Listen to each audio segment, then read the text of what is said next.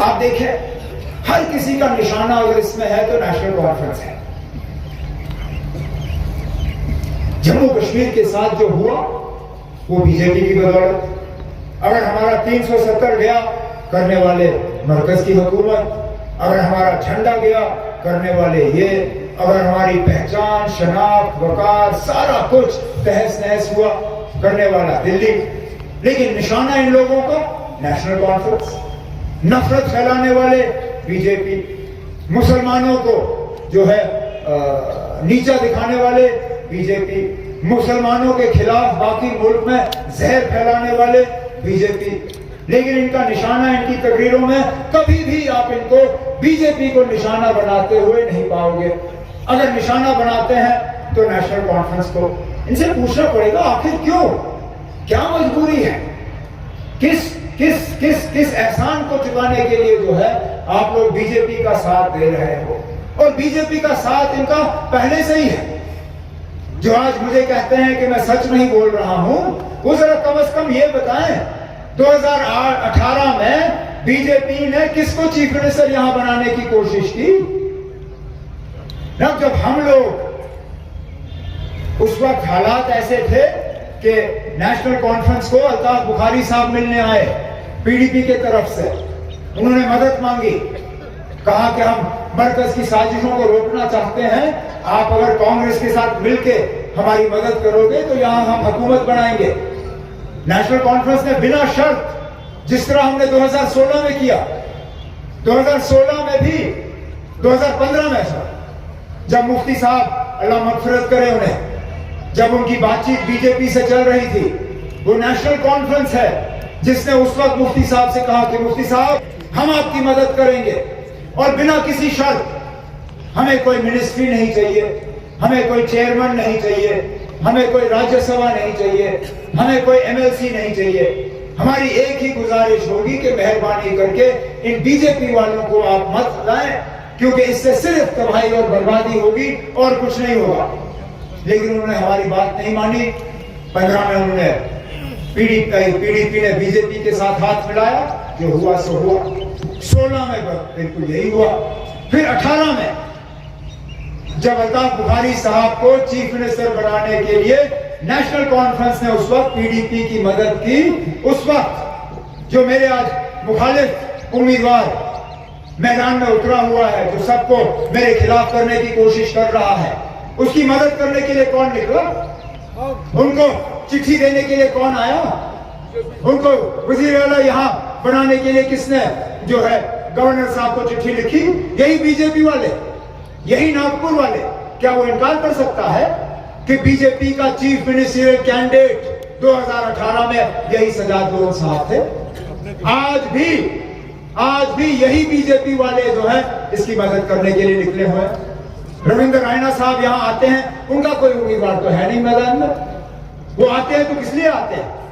जब तरुण चुग साहब यहां श्रीनगर आते हैं और वहां बंद कमरे में मीटिंग करते हैं, तो किसके साथ करते हैं? किसको फायदा पहुंचाने के लिए करते हैं? किसको मदद करने के लिए करते हैं?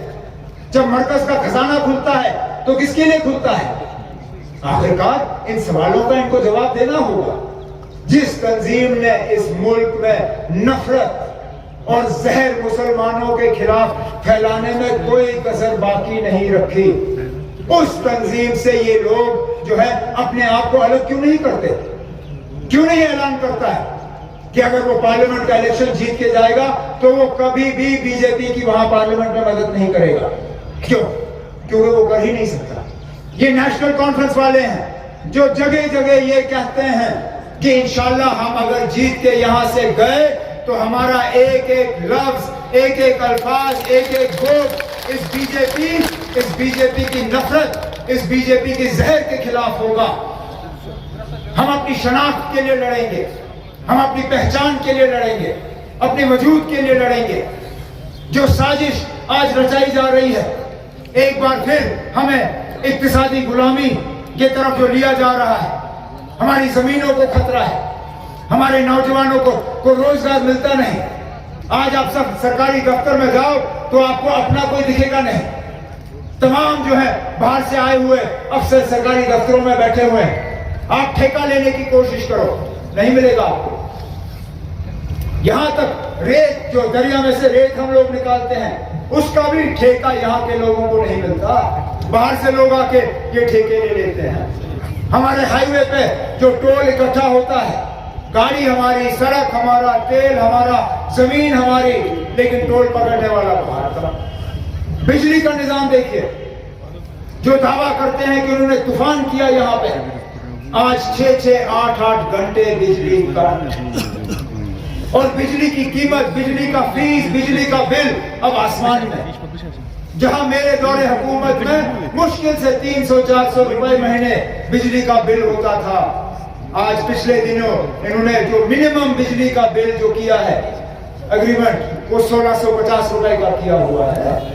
1650 से कम बिजली का बिल आएगा ही नहीं। बिजली की कीमत, पानी की कीमत, राशन हुई है। ये कलम दवात वाला जो मेरे खिलाफ उम्मीदवार है, पूछिए इससे, जब 370 का राज्यसभा में वोट होना था, ये कहां था? कहां था ये?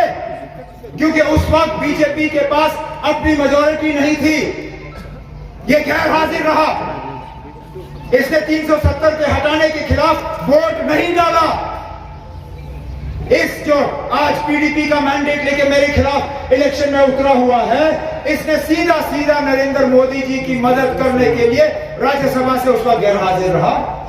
क्या हम दोबारा ऐसे नुमाइंदों को पार्लियामेंट भेजना चाहते हैं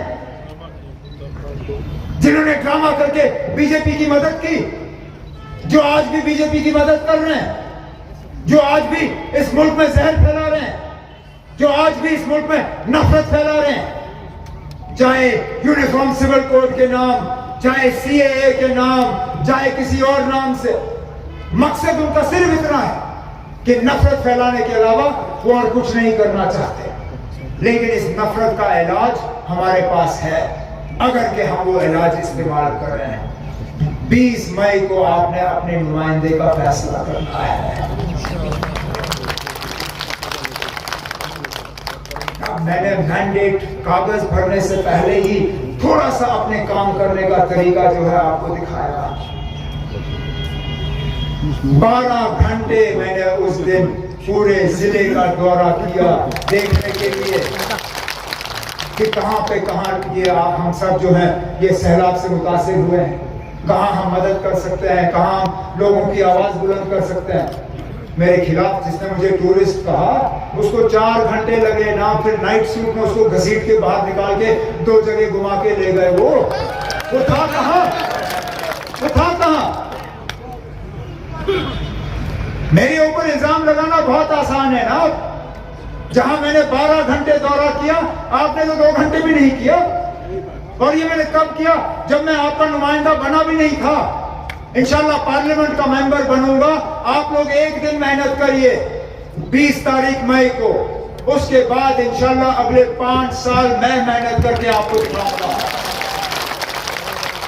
और मैं जानता हूं ये लंगेट जो है, ये नेशनल कॉन्फ्रेंस का किला होता था, इसको कमजोर हमने अपनी गलतियों से किया है। इसमें कसूर आपका नहीं है, इसमें कसूर वर्कर का नहीं है, उसमें कसूर मेरी जो यहाँ फौज है नेशनल कॉन्फ्रेंस की, कसूर इनका नहीं है, कसूर मेरा है, कसूर हम लोगों का है, जो जिन्होंने श्रीनगर में बैठ के आपके लिए फैसले किए, और उसका खमियाजा हमने यहाँ लंगेट में भुगता है। लेकिन मैं आपको यकीन दिलाता हूँ कि इंशाल्लाह हम दोबारा यहाँ नेशनल कॉन्फ्रेंस का किला जो है वो कायम करके रहेंगे, नहीं करेंगे गलती,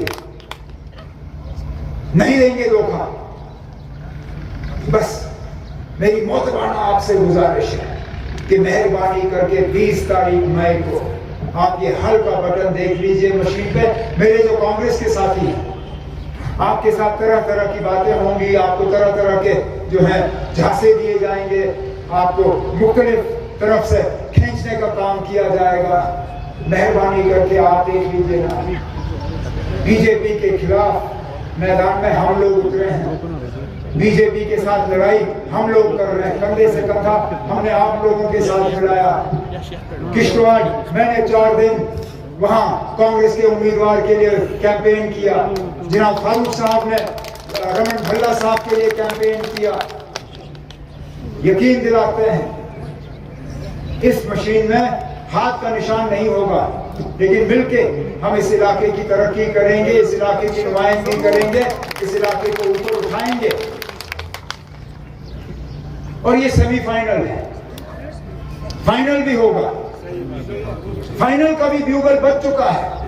आप देखें, हमारे साथी तो उम्मीद कर रहे हैं कि अगस्त में इलेक्शन असेंबली का ब्यूगल बजेगा। मैं तो कहता हूं शायद जुलाई में ही ये मत सिलसिला शुरू करें। इसलिए मेहरबानी करके जो आप आज वोट डालोगे, इसका असर जुलाई अगस्त में भी पड़ेगा। तो मेहरबानी हमारे ऊपर ये करें, सही फैसला करिए, क्योंकि आपके फैसले का असर इंशाल्लाह आने वाले असेंबली इंतखाबात पे भी होगा। तो इस उम्मीद के साथ कि आप अपनी नुमाइंदगी करने का एक मौका देंगे, मुझे आजमाएंगे आप, मैं आपको यकीन दिलाता हूं कि इस आजमाइश में मैं आपको जो है मैं आपको मायूस नहीं करूंगा, मैं आपको धोखा नहीं दूंगा। बस अब इन्हीं दरवाजों के साथ मैं आपसे इजाजत लेता हूं।